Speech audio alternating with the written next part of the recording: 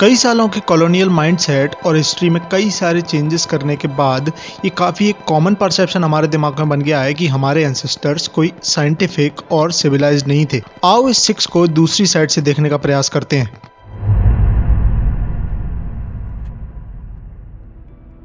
Modern society का एक काफ़ी कॉमन अजम्पशन है कि जो कुछ भी डिस्कवरीज और इन्वेंशंस आज किए जा रहे हैं वह ह्यूमन हिस्ट्री में फर्स्ट टाइम किए जा रहे हैं। इसी को यदि दूसरे शब्दों में कहें तो हमारे पास 10,000 साल की नोन हिस्ट्री है और यही सेम ब्रेन हमारे पास कई मिलियन ईयर से है। उसके बावजूद भी हम ये अज्यूम करके बैठे हैं कि जो कुछ भी साइंटिफिक इन्वेंशंस, डिस्कवरीज या डेवलपमेंट हुआ है वो 4 से 5 सेंचुरीज में ही हुआ है। और ये सोचना कि बीते 4-5 सेंचुरीज में ही लोगों ने साइंटिफिकली सोचना शुरू किया, इसी के बेसिस पर हम ये अज्यूम कर लेते हैं कि हमारे एंसेस्टर्स इतने इंटेलिजेंट नहीं थे और साइंटिफिक नहीं थे और सिविलाइज्ड तो बिल्कुल भी नहीं थे।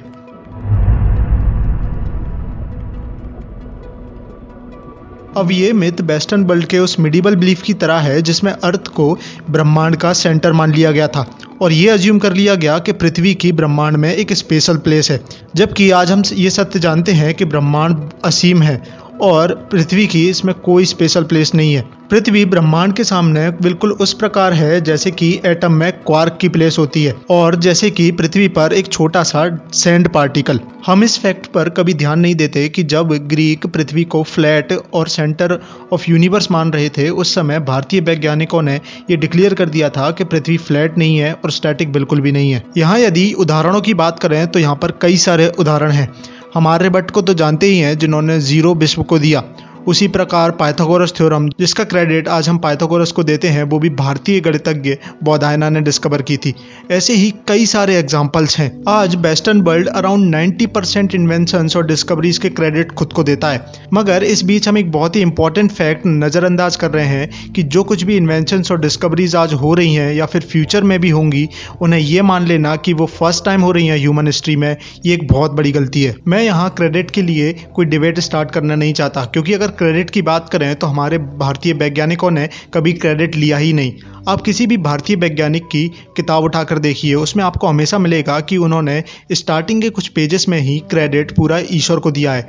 वह सभी नॉलेज को ईश्वरीय ज्ञान मानते हैं और उनका सिर्फ ये कहना है कि वह निमित्त मात्र हैं जो इस ज्ञान को और लोगों तक पहुंचाने का काम कर रहे हैं। इसी बीच इस मॉडर्न वर्ल्ड में जब आज वेस्टर्न वर्ल्ड पूरे सारे क्रेडिट अपने पास रख रहा है तो एक शब्द की यहाँ पर बहुत आवश्यकता पड़ती है, वह है रीडिस्कवरी।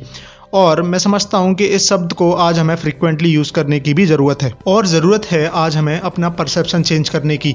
ये फिगर जो हमें हमेशा 6 की तरह परोसा गया है उसे हम साइड चेंज करके 9 जैसा भी एक्सपीरियंस करने का प्रयास करें। और अपने आइडियाज़ और थॉट्स मुझे कमेंट सेक्शन में बताना नहीं भूलना। और इनकेस अगर आप जानना चाहते हैं कि जीरो की डिस्कवरी से पहले रावण के 10 सिर कैसे गिने गए तो मेरी इस वीडियो को चेकआउट करना नहीं भूलना। और हम मिलेंगे किसी और वीडियो में। जय मां भारती।